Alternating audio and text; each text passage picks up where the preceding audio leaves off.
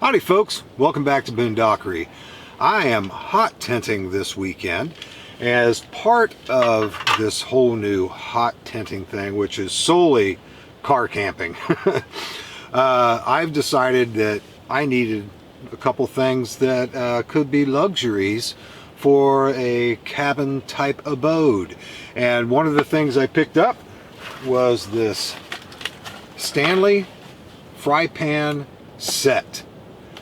Today I'm going to show it to you and we're going to put it to use.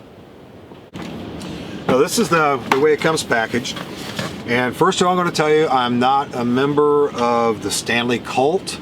I wasn't actually aware of there actually being such a thing, but apparently there is. I've used Stanley products for decades. I remember I was issued my first, I called it the Silver Bullet, my first Stanley thermos when I was in the Army. It's your classic green stainless steel body with a silver cap, and I was issued one of those, and I've loved Stanley products ever since. Well, here within the past decade or so, they've really expanded their line in camping gear. And I think that everything I've tried, like I've got the little cook set that's, you know, got the two coffee cups in it, and it's a great little piece of kit, perfect for bushcrafting. Stainless steel, so they are incredibly durable.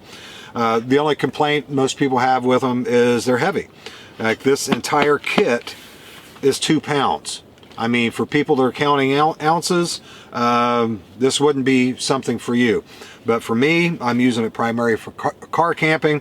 And if I were to take everything out of it and just use the skillet, that's going to reduce the weight probably by at least half a pound. So I have 1.5 pounds of skillet that I can use in the woods. We'll go ahead and open her up and see what we got here. I've gone ahead and opened this because I knew I was going to use it this weekend, and I've washed everything just to get whatever comes from the factory off of it. Okay, put the coffee down here.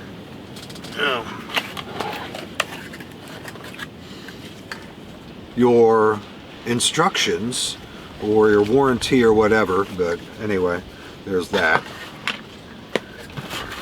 Get this out of the way. And the fry pan is triple layered, and that means that this area here, it has some type of adhesion, some type of a weld that actually has 3 layers of stainless steel compressed to the bottom. And the best thing about that is it really evens the heat as it goes across the entire fry pan. And if you're paying attention, it's going to deeply decrease the amount of scorching you may normally have if you have a single walled fry pan or skillet. So got the folding handle, we'll take that out here in just a second. Have a lid, and this lid is not for cooking. It's just to keep everything inside. So we have the lid. We also have a decent little cutting board, and that's pretty handy, decent size. Comes with 2 sporks. I do not like sporks, so these will go in my utensil bag in my bushcraft laboratory, possibly never to be used. And a 2-piece spatula.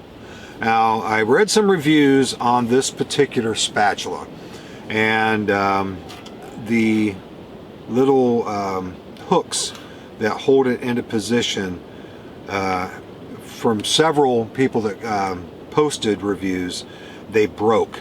So I'm going with the intention that I'm just going to be super careful with this, and we'll see how it goes. But that's a decent size when it's fully assembled, and the fact that it disassembles, it makes it very, very convenient for the storage. It also comes with 2 fairly durable plates, and I may or may not take both of these out when I go. It all depends on what I'm doing, but it's really nice to be able to have a plate that you can prep with, and as you're cooking and you're freeing up space in the fry pan, that you have a spot to where you can put the hot food while you're still prepping on this. And that's after using the the cutting board. Let's say if I'm cutting up vegetables, I could put the vegetables on this as I'm cutting them, so I can use the cutting board for other things. And as I do my preparing, cooking, things like that, I can put the hot stuff on that. So I think that's a pretty good idea. Then we have what they call a trivet. Where I'm from, we call this pot holder, and it is silicone, and it's got a nice little raised area on there, so you can get some airflow underneath of it, so the extreme heat's not going to be going directly on one flat side. And we have the handle. The handle's a locking handle, has this nice little collar that goes down, locks it in place, so you don't have any problem with it. But with this being made of stainless steel and the depth of the flanges that they have taken around there, you'd have to do some serious work to try to get that to collapse. But even though it may not be necessary, it's really nice that they were able to put that on there just in case. And again, it's folding, and this is strong. I mean, this is well-made steel product. I guess if you wanted to, for whatever reason, you could completely remove the handle and use one of the little pot grabbers that you have, but it's so compact, it locks out of the way, doesn't make a whole lot of noise. I think it's perfectly fine just the way it is. So now I'm going to use this for the very first time to make myself some breakfast. Okay, I opened up the vents, let the stove come up to temperature. I'm going to go ahead and turn those back down and get more of a cooking heat. Now, most people don't realize it, but stainless steel is naturally non-stick. But the trick is you have to heat it up before you put your fat or anything else in it. It has to, get fairly warm. And once you do that, you can add your fat. I always like to, even if I'm frying bacon, which I'm going to be doing, I like to put just a little bit of ghee in there, and then I put the bacon on there, because different manufacturers of bacon, they'll put sugars and things like that in there. They caramelize, and it just creates a little bit of a barrier initially, so you don't have any sticking. Now I set the skillet back toward the stovepipe, because all the heat draws that back through here, and it gets hotter back toward the back of the wood stove. And once it's to temperature, I'm ready to start cooking. I'm going to pull it all the way forward, and just to reduce the amount of heat there. This isn't like your stove at home. You have to sort of figure it out as you go. So we'll go ahead and get some. Okay, have some sizzle going on there with water. That's how I test it. See if it's ready for the grease. I'm going to put my ghee in there right now. Move it forward.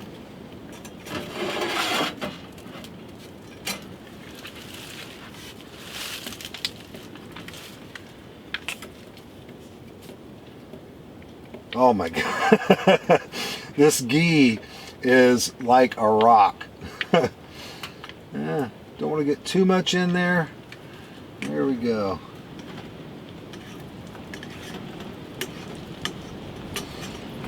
And I can tell my stove is not level.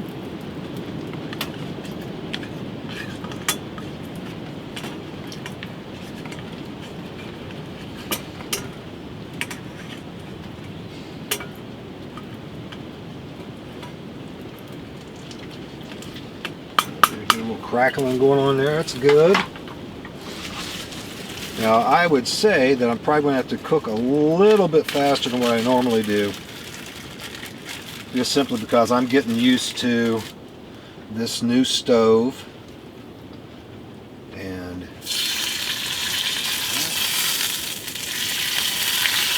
going to take me a little while to figure it out as far as cooking times for different types of things.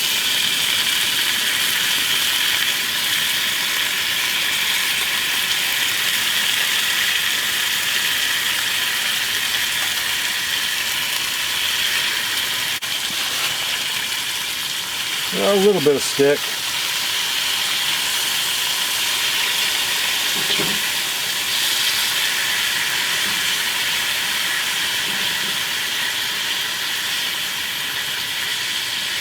Far, far less than what would have occurred had I not preheated the fry pan.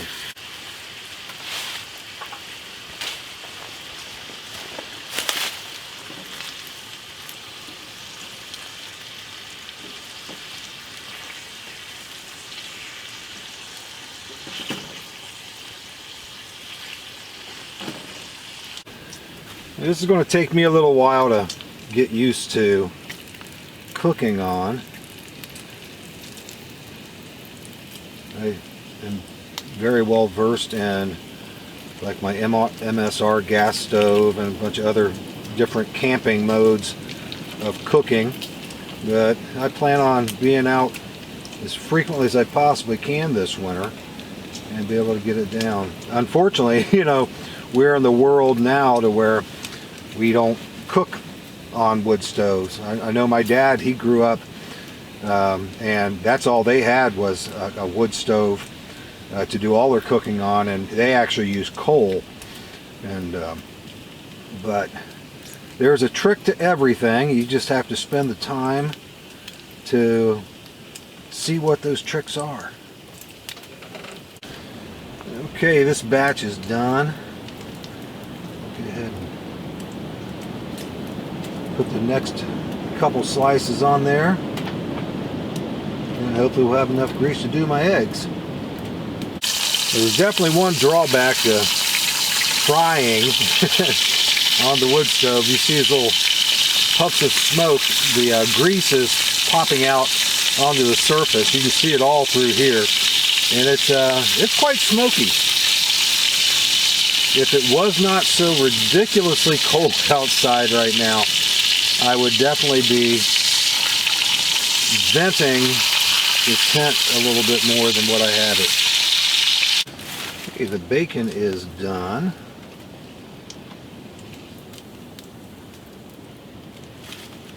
I'm going to have to do my eggs one at a time because the skillet's not exactly huge. And of course these eggs were laid by our hens.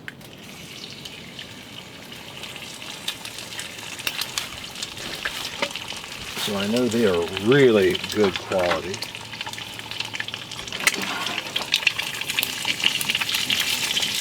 Now I suspect this is going to stick. But that's okay. I'm learning.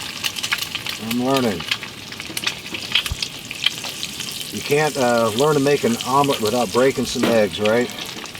So, can't learn to fry eggs on a wood stove without burning a couple, I reckon.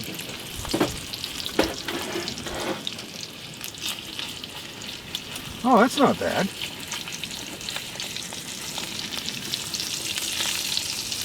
Oh, that's not bad at all. Of course, it's not silky smooth. I'll get some grease up there.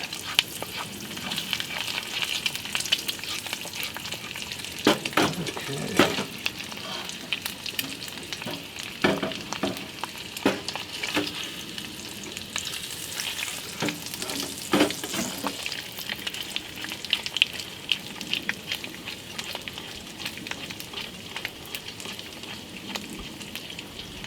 Okay, I'm going to call this egg done, and then I'm going to cook my other egg.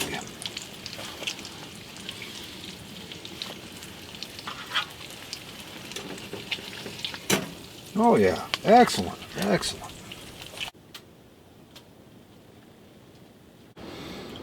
I wound up breaking one of the yolks on the second egg, but that's okay. I love fried hard eggs anyway. I thought the skillet did really well.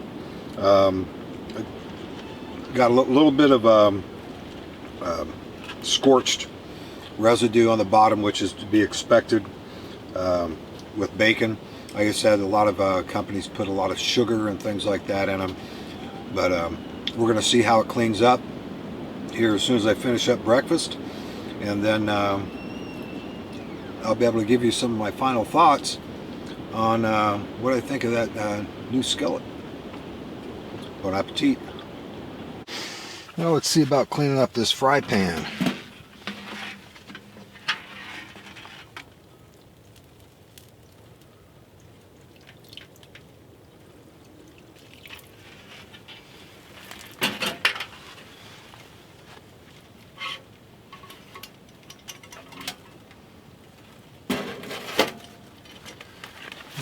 As that heats, I'm going to be working it with the spatula to see about lifting up that burnt stuff, the residue. And then once it gets good and warm, I'm going to use some dish soap, dishwashing liquid. Yeah, that's lifting up pretty easy. Oh yeah, this is excellent. Had this been aluminum, maybe even titanium, if it's non-coated, yeah, I'd be taking some elbow grease to get this off here. It's just coming right up. Very, very pleased. Now, I am going to continue doing this until the water's good and hot. Then I'm going to put the dish soap to it, and I'll bring you back after it's clean. Now, I did not bring a scouring pad with me, a green pad or anything, but this little dish rag really is picking up everything that didn't come up with just the hot water. I'll go ahead and empty this out, dry it off, let you take a look at it. Well, you saw what it looked like when I was finished frying my bacon and eggs, and you saw what was coming up when I just had the hot water, moving it around with the spatula a little bit. This was with that dish rag, and have a little tiny bit of discoloration right here, and that was from the small opening that was on the wood stove. And so just with that dish rag, no scrubbing, just wiping it out with soapy water. Yeah, I'm pretty impressed. And once I get the hang of the stove and getting the temperature just right, this thing's going to be worth its weight in gold. Now, even though technically this is not what I would consider a review, because I have not had the opportunity to use this in a prolonged period of time, but after my first use with everything, I used everything with the exception of the cutting board. I'm very, very pleased with it. And I was mistaken with the layering of the stainless steel. It says on the box, this area here is stainless steel, the bottom is stainless steel, but in the middle between the two is a coating of aluminum, which I guess is designed to balance out and distribute the heat more quickly and more evenly. And just a couple of other things that was on the box. It's BPA free, so none of this is harmful for our environment as far as the gases go. And it's also dishwasher safe. And it's good that they put that kind of stuff on here. You would automatically assume all of this is dishwasher safe. However, plastics and dishwashers, a lot of times they can get overheated, they can melt, they can change shape and make them unusable. And cookware, a lot of people don't realize it, but if you put anodized aluminum in a dishwasher, it will completely discolor it. Now, sometimes this discoloration could be an improvement depending on what the anodized color is. It doesn't affect its performance or its durability as far as a protective coating goes, but it does discolor it. And so having those little bits and pieces of information come in quite handy. So folks, even though this is by no means a formal review, normally when I review something, I've had the opportunity to use it extensively to be able to base an informed opinion on. But as far as the first impressions go, I'm very pleased. And the fact that you got to experience firsthand my first experience with it, pretty much as I did. Of course, there's going to be a time lapse in the time of me shooting and the time of me viewing. But you saw exactly how it cooked and how it cleaned up, and I think that's pretty cool. I think I might try to do some more videos like that in the future. Oftentimes the opportunity just doesn't present itself to be able to do an unboxing and then be immediately able to take it out and use it to let you see it. But anyway, I'm very pleased with it. About the only criticism that I would have of this set is the fact that there is not a lid. Had I had a lid, I very easily could have just tilted it on there, had it vented to where it could catch some of that grease that was popping from the bacon and, you know, create much less of a mess. And also when you have a lid, especially if it's stainless steel as well, it enables you to do different types of cooking to where you, quite frankly, can't do it without a lid.